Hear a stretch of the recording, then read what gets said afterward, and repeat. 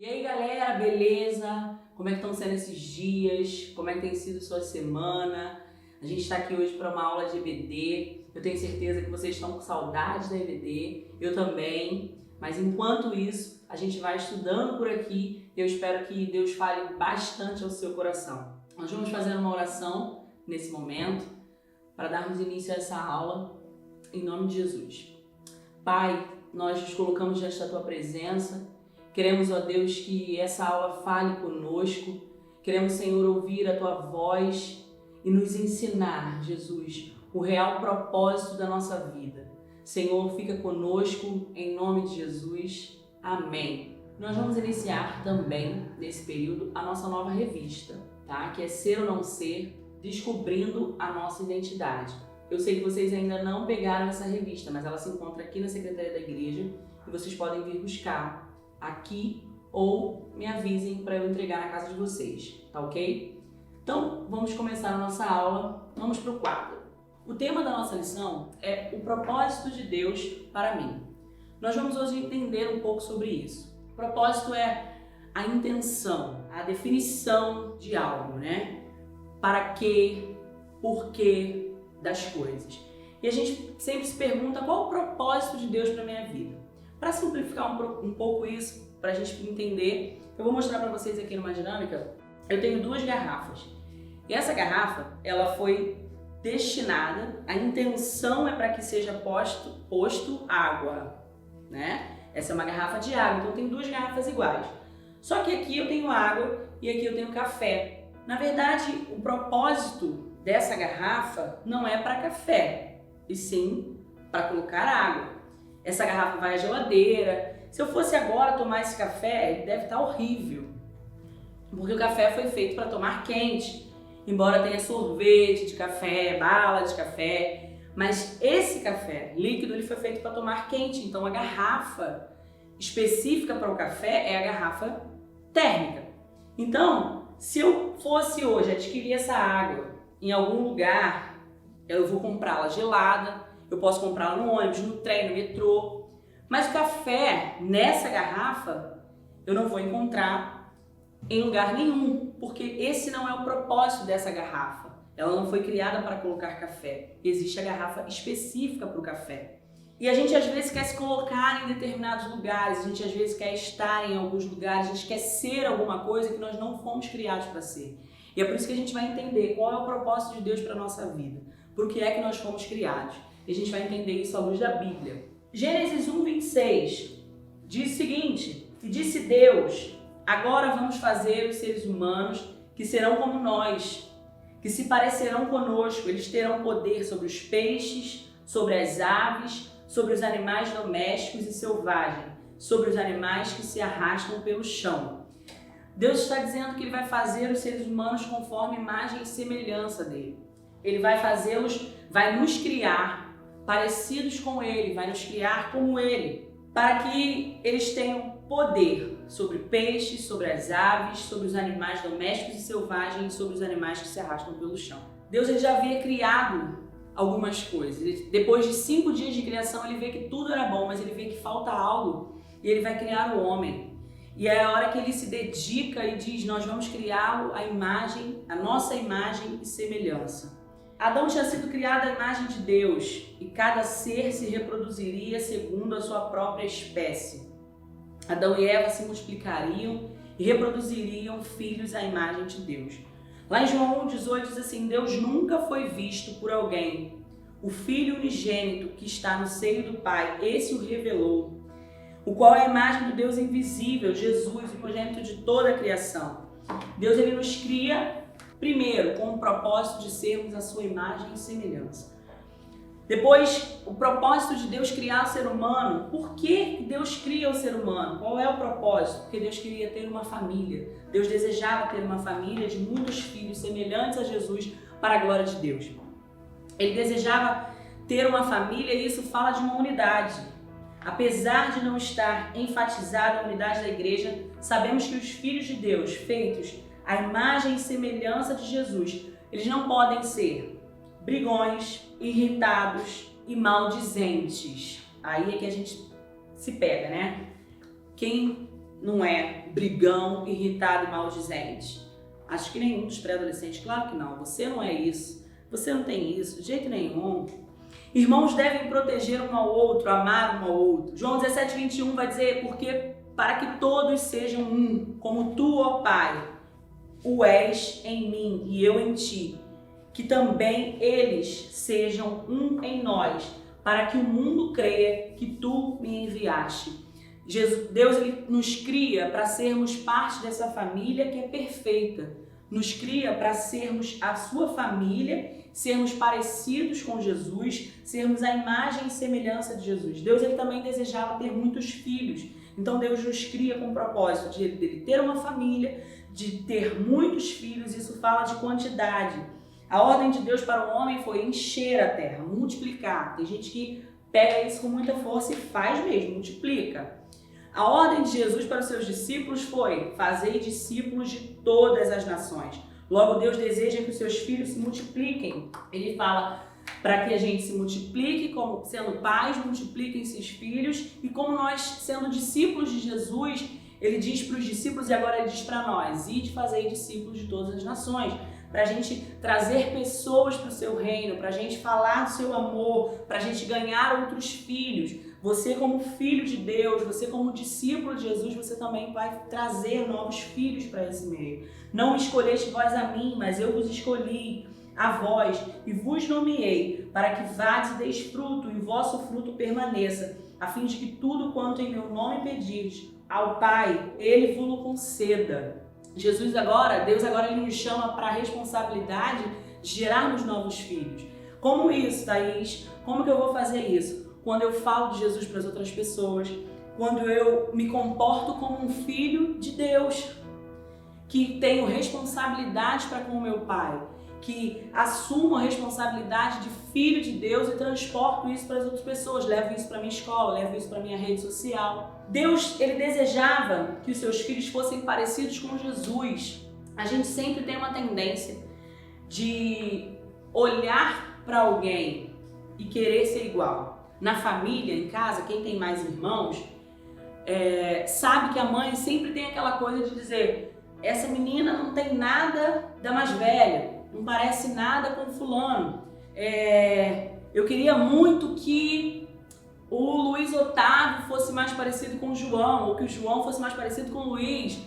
E o pai e a mãe tem sempre essa coisa de fazer essa comparação. O seu irmão, ele fazia isso quando era criança. O seu irmão, quando ia para a escola, ele se comportava dessa forma. E a gente quer que as pessoas sejam parecidas, pelo menos, principalmente dentro da família. Então, Deus ele desejava que os seus filhos fossem parecidos com Jesus. Ele desejava, não, ele deseja que nós sejamos parecidos com Jesus. Se nós olharmos para Jesus, imitarmos e fazermos como ele fazia, nós temos Deus vai se agradar demais do quanto nós nos parecemos com Jesus. Isso fala de qualidade. Deus não deseja ter uma família de qualquer jeito, sabe? Onde a gente não respeita pai e mãe, onde a gente vem para a igreja e quando sai da igreja o comportamento é outro, onde a gente só tem uma boa educação quando a gente está na presença do pai. Quando está na frente do pai, é educado, fala com todo mundo, fala manso, mas quando o pai dá as costas, quando o pai vai trabalhar, muda tudo dentro de casa no comportamento com a mãe. Deus ele deseja que nós sejamos a mesma coisa dentro da nossa igreja e lá fora. Muitas das vezes a gente se comporta como um filho desobediente quando a gente vem para a igreja, na igreja é uma coisa, mas na escola é outra. Acha que no Instagram, na live que a gente grava lá no Instagram, ninguém está vendo o que a gente está fazendo, que Deus não está vendo o que a gente está fazendo. Quando imita o videozinho lá do TikTok, acha que Deus está se agradando de tudo que a gente está fazendo. Ele deseja que nós sejamos parecidos com Jesus, parecidos em tudo, parecidos em ter uma vida de santidade. Thaís, mas a gente nunca vai conseguir ser igual a Jesus, a gente nunca vai conseguir ter a perfeição que Jesus teve, mas a gente vai conseguir se a gente começar a querer ser parecido com Jesus, porque a gente consegue imitar muita coisa, a gente consegue imitar muita gente. Se a gente gosta de um youtuber lá, que seja, a gente começa a imitá-lo, a gente começa a fazer tudo o que ele faz. Se a gente tem um tique lá na escola, tem uma fala que todo mundo fala, a gente começa a imitar e a gente fica falando tipo, cara, tipo, porque o amigo fala e a gente fala também. Aí a gente começa a falar coisas que a gente não é comum para nós, mas porque o meu amigo fala, eu também falo. Porque o meu amigo faz, eu também faço. Então vamos começar a fazer o que Jesus faz.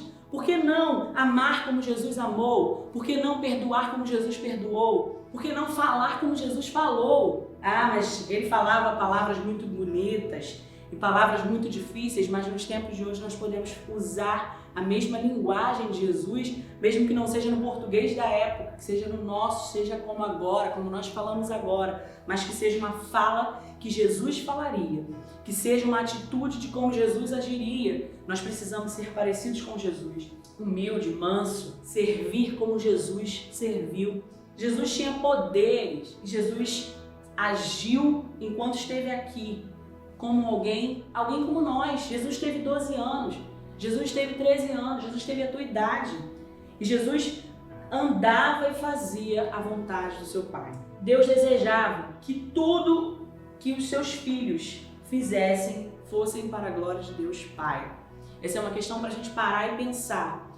Se Deus tem um propósito para mim, o propósito de Deus para mim é que eu seja a imagem de Jesus, é que eu faça tudo para a glória dele, eu preciso refletir um pouco. Será que tudo que eu faço é para a glória de Deus? Será que quando eu acordo mal-humorado, brigo com a minha mãe, já saio para a escola discutindo com a minha mãe, brigando por tudo, será que isso que eu estou fazendo é para a glória de Deus? Será que as minhas postagens é para a glória de Deus? Será que as músicas que eu ouço glorificam a Deus? Será que as palavras que eu falo glorificam a Deus? Será que quando eu estou no futebol e eu falo que parou a jogada porque foi uma falta e eu brigo com o meu amigo, foi para a glória de Deus? Será que a conversa que eu sento na rodinha com os meus amigos na hora do intervalo no colégio e as piadas que a gente conta, as piadas que eles contam, eu começo a rir e achar graça, é para a glória de Deus? Será que zoar o meu amigo no colégio, falar um monte de bobeira com ele a ponto dele sair dali triste, dele entrar numa depressão, dele ficar chateado, sofrer por conta daquilo, será que eu faço isso para a glória de Deus? Será que isso tem agradado a Deus? Será que as minhas atitudes glorificam a Deus? Será que eu tenho usado o meu Instagram para glorificar a Deus? Será que eu tenho usado o meu WhatsApp para glorificar a Deus? Será que eu tenho gastado o meu tempo, principalmente nesses dias que nós estamos vivendo, para glorificar a Deus? Ou eu tenho deixado que o tempo passe e eu perdendo tantas coisas porque eu não glorifico a Deus? Isso nos fala de uma finalidade. A finalidade de Deus para essa criação era nos tornar filhos que fizéssemos tudo para a glória dele, que agradasse a ele. Ele espera de nós que nós o agrademos, que nós alegremos o seu coração com tudo aquilo que nós fazemos. Eu glorifiquei-te na terra, tendo consumado a obra que tu que me destes a fazer. Assim também devemos seguir o exemplo cumprindo o que está registrado em Êxodo 20:12. Honra teu pai e tua mãe, para que se prolongue os teus dias na terra que o Senhor teu Deus te dá. Esse versículo a gente vai falar muito e a gente vai ouvir muito enquanto a gente for adolescente, enquanto a gente for criança, pré-adolescente. A gente vai ouvir demais, que é sempre um puxão de orelha pra gente. Honrar pai e mãe, obedecer pai e mãe. Parece que tudo aponta para que a gente não obedece, como se a gente não obedecesse, de fato, porque a gente conhece com quem a gente lida e a gente sabe que essa fase que vocês estão vivendo agora é uma fase difícil, rabugenta, nada tá bom para vocês, e aí acaba desonrando pai e mãe. Só que Jesus, ele foi um cara que honrou o seu pai naquilo que ele precisava fazer, naquilo que ele foi designado a fazer. O propósito de Deus para a vida de Jesus era que ele viesse, cumprisse um ministério, morresse, mas claro, ressuscitasse ao terceiro dia, mas ele tinha um plano perfeito para Jesus. Ele já tinha tudo descrito para Jesus, tinha tudo discriminado que Jesus ia ser e fazer. Jesus cumpriu isso com muito êxito, dando muita alegria ao seu Pai. No entanto, que um versículo vai dizer que tu és o meu filho amado em quem me comprazo, tu és o meu filho amado em quem eu tenho prazer. Será que Jesus está olhando para mim e para você e está dizendo, tu és o meu filho amado em quem eu tenho prazer? Será que Jesus tem olhado para a gente, tem sentido alegria, sentido a felicidade de ter um filho que se comporta, de ter um filho que o honra. É como se nós chegássemos em casa depois de um dia de aula, depois de um bimestre, depois de uma prova, e pega o boletim e a mãe está esperando em casa ansiosa. E a gente chega com o boletim todo azul e a mãe vibra junto com a gente, ou o pai vibra junto com a gente. Que bom, meu filho, você está aprovado, que bom, Sofia, que bom que você foi aprovada. Que legal, cara. Deus está esperando que a gente tenha atitudes que Ele se agrade, como chegar em casa com um boletim todo azul, como fazer um trabalho e ir muito bem naquela apresentação, naquele seminário, como cumprir tudo isso. E o pai e a mãe da gente se orgulha de ver, meu filho, caramba, vai pregar hoje, vai dar uma palavra de oferta, vai fazer alguma coisa na igreja, eu estou orgulhoso dele, eu estou orgulhosa dela. Deus espera que nós o agrademos de forma que ele sinta prazer em nós, como Jesus deu prazer a ele. Tu és o meu filho amado em quem eu tenho prazer. Deus nos criou para sermos a habitação do Espírito Santo. O propósito de Deus para mim, o propósito de Deus para você é que nós sejamos essa habitação, essa casa limpa, organizada, onde o Espírito Santo mora, onde o Espírito Santo habita. Você gosta da sua casa suja? Você gosta da casa que você mora? Eu amo a minha casa, eu gosto de estar na minha casa. Apesar de agora a gente estar querendo sair de casa, mas a gente gosta da nossa casa, a gente gosta de ficar em casa. A gente gosta da casa limpa, a gente gosta da casa organizada. Assim é o Espírito Santo de Deus. Nós somos o templo, nós somos a casa dele. E ele quer estar nessa casa, de forma que ela esteja organizada, de forma que ela esteja limpa. Como isso? Quando eu faço tudo para a glória de Deus. Quando eu vivo para agradar a Deus, a minha casa ela se encontra limpa, ela se encontra organizada e o Espírito Santo tem prazer em habitar nela. Como é que está a sua casa? Como é que está você? O Espírito da verdade, que o mundo não pode receber porque ele habita em nós. Mas vós conheceis, porque habita convosco e está em vós. Ele está em nós, ele habita em nós. O Espírito Santo é aquilo que nós crentes, que nós cristãos precisamos ter de mais precioso.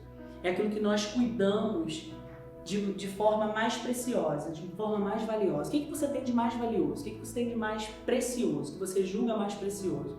É o seu telefone? É o seu videogame? É a sua cama? O que você julga de mais precioso? O que é mais precioso para você? A comida mais gostosa? O que é mais precioso? O que você tem de melhor? O Espírito Santo ele precisa ser muito mais precioso do que isso. Ele precisa ser cuidado muito mais do que você cuida dessas coisas.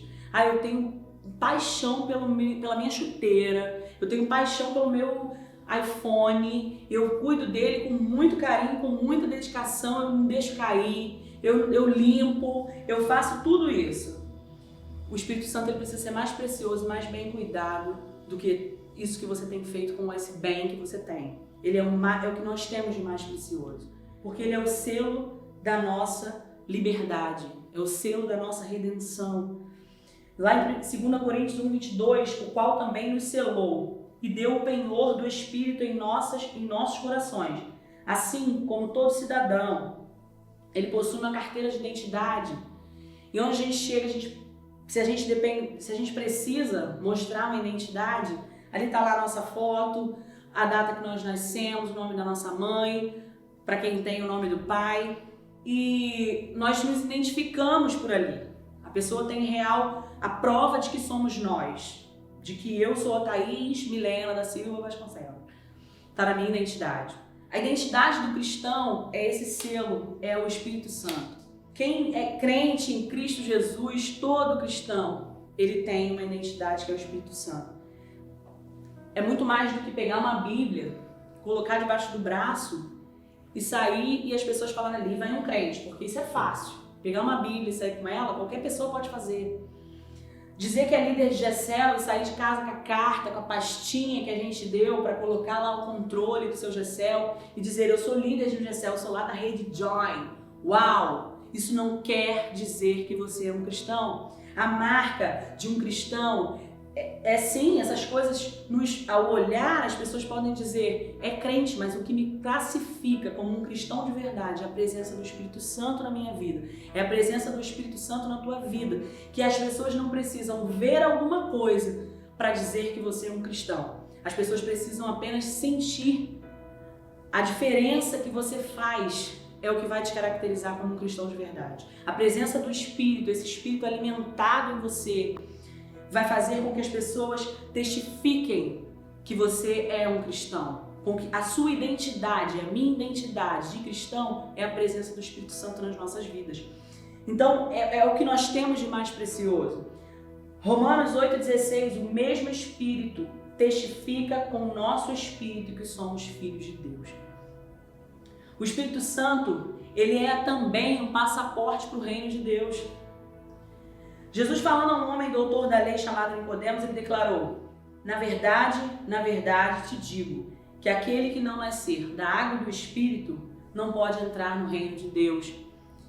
O que vai me fazer ter morada, o que vai me dar o passaporte para o reino de Deus é esse Espírito que vai fazer a diferença na minha vida, que faz a diferença na minha vida.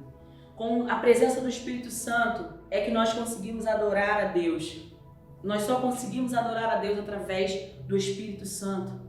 Deus é Espírito, importa que os que o adorem em Espírito e em verdade. E Ele nos transforma em templos vivos. E aí, 1 Coríntios 6,19 vai falar isso que eu já falei. Ou não sabeis que o vosso corpo é templo do Espírito que habita em vós? Nós somos templo do Espírito Santo. O desejo de adorar vem de Deus. E se a gente adora, a gente precisa adorar em espírito e em verdade. Então, o que me faz ser um cristão de verdade, um pré-adolescente cristão de verdade, é ter a presença do Espírito Santo e alimentá-la. Como que eu alimento o Espírito Santo? Como eu alimento o meu espírito ao invés da minha carne? É quando eu faço aquilo que agrada ao Espírito Santo. É quando eu leio a Bíblia, é quando eu oro e eu vou me enchendo daquilo que o Espírito se agrada.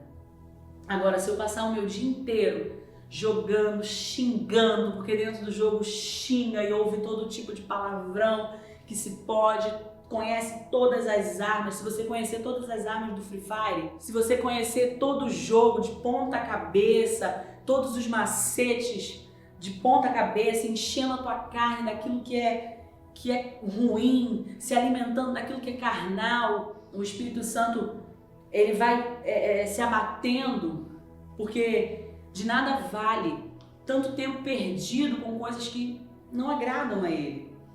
O Espírito Santo, ele nos ajuda e nos ensina a orar.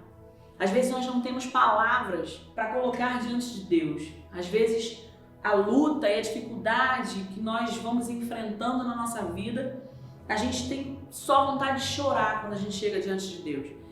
Mas mesmo quando a gente chora diante de Deus, o Espírito Santo ele intercede por nós com gemidos inexprimíveis. O que é interceder? Ele leva por nós. Quando a gente tem, não sei se vocês já viram aqui na igreja, a gente tem um ministério de intercessão. É sempre aquele pessoal que está lá orando o tempo todo, enquanto tudo está acontecendo, todo mundo cantando, o ministério de intercessão está orando. Lá no Venha o Teu Reino tinha uma tenda de oração, enquanto a gente estava na praça lá, sacudindo, cantando, pulando, dançando, tinha um pessoal de joelhos, orando, intercedendo. Isso é intercessão. Então o Espírito Santo ele faz isso por nós quando nós não conseguimos falar, mas isso não significa que você não tem que orar, porque o Espírito Santo já intercede, claro que não. Você tem que estar lá, você tem que orar, ainda que eu não saiba as palavras, o Espírito Santo ele sabe transportar isso para Deus. Ele intercede por nós com gemidos inexprimíveis. E por ele ser tão precioso, nós não podemos entristecer o Espírito Santo, eu já falei isso. E não entristeçais o Espírito, não são só as minhas palavras, está lá em Efésios 4,30. E não entristeçais o Espírito Santo de Deus, no qual estáis selados para o dia da redenção. Todas as vezes que nós não obedecemos à palavra de Deus, nós entristecemos o Espírito Santo. Todas as vezes que eu desonro meu pai e minha mãe, eu estou entristecendo o Espírito Santo. Todas as vezes que eu conto uma mentira, eu estou entristecendo o Espírito Santo. Mesmo que foi por brincadeirinha, eu estou entristecendo o Espírito Santo. Todas as vezes que eu faço uma brincadeira de mau gosto com alguém, eu estou entristecendo o Espírito Santo. Todas as vezes que eu falo aquilo que eu não devia, eu estou entristecendo o Espírito Santo. Porém, ele não nos abandona. Ele permanece para nos convencer de que aquilo que estamos fazendo é errado, que precisamos nos arrepender e pedir perdão a Deus e a quem tivermos ofendido.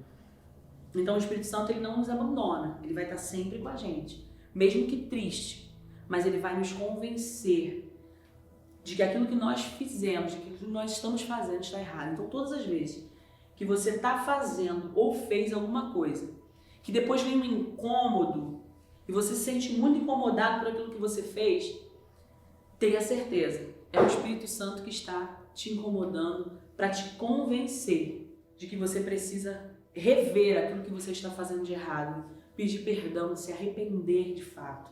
Encontramos o Espírito Santo nos momentos mais importantes da vida de Jesus. Ele está convidado para o batismo, ele aparece como convidado ilustre no batismo de Jesus, e ele também acompanhou no deserto em meio à tentação de Jesus. Ele estava presente lá em Lucas 4:1, e Jesus, cheio do Espírito Santo, voltou do Jordão e foi levado pelo Espírito ao deserto. O Espírito Santo estava com Jesus na hora boa, na hora do seu batismo, e na hora da luta, na hora da perseguição, na hora da afronta, ele também estava com Jesus. O Espírito Santo está com você em todos os momentos, até porque nós fomos criados com o propósito dele de sermos a habitação dele. Nós fomos criados para ser a imagem e semelhança de Jesus. Nós fomos criados para sermos parecidos com ele, para fazermos o que ele faz, para vivermos para a glória dele. Então, não pense você que quando você está chorando, sofrendo por alguma coisa que te acontece, alguma coisa que acontece na sua família, alguma coisa que acontece lá na sua casa, no seu colégio, não pense você que o Espírito Santo não está com você. Ele está com você, te ajudando, te auxiliando, te lembrando daquilo que você precisa fazer. Só que para isso a gente precisa ter uma vida, uma rotina com ele, uma rotina com Deus, uma rotina de ler Bíblia, de orar, que o Espírito Santo vai usar no momento certo, as palavras certas, as atitudes certas que nós precisamos tomar. Mas para isso a gente precisa meditar na sua palavra, a gente precisa ter uma vida de intimidade com ele. Talvez você hoje esteja precisando dizer: Santo Espírito, és bem-vindo aqui. Se você tem passado por dificuldades, lutas, provações, perseguições, convide-o a te conduzir e com certeza tudo mudará. A presença do Espírito Santo na nossa vida, chamado, nós o chamarmos e querer que ele seja tudo em nós, que ele seja o centro da nossa vida, que nós possamos fazer tudo que o agrade, tudo que o alegre. Você foi criado com um propósito específico, o propósito de ser a garrafa certa para o líquido certo, o líquido certo no recipiente certo. Você foi chamado para fazer a vontade de Deus, você foi chamado para viver para a glória de Deus. Então, é uma questão que a gente precisa avaliar na nossa vida. Depois desse vídeo, depois dessa aula, você e eu precisamos pensar: tudo que eu faço é para a glória de Deus, porque Deus me criou para isso. Se eu não estou fazendo, eu estou sendo um café dentro da garrafa de água. Se eu não faço aquilo que agrada a Deus, eu estou no lugar errado. Eu preciso estar no lugar certo, na posição certa que Deus me chamou, que Deus me criou para ser. Para isso, feche os teus olhos, vamos orar. Pai, em nome de Jesus, nós queremos cumprir o teu propósito. Nós queremos viver aquilo que o Senhor nos chamou para viver, aquilo que o Senhor nos criou para viver. Senhor, nós queremos estar, Senhor, prontos para fazer a tua vontade, para alegrar o teu espírito. Senhor, nós queremos estar prontos para sermos parecidos com Jesus, amarmos como Jesus amou, ó Deus, perdoar como Jesus perdoou, fazer a diferença no meio dessa geração, Jesus, fazer a diferença na nossa escola e, Senhor, termos a tua fala, termos a ousadia de agir como o Senhor Jesus agia. Pai, em nome de Jesus, nos ensina e nos molda para sermos melhores. Esse é o desejo do nosso coração, em nome de Jesus. Amém.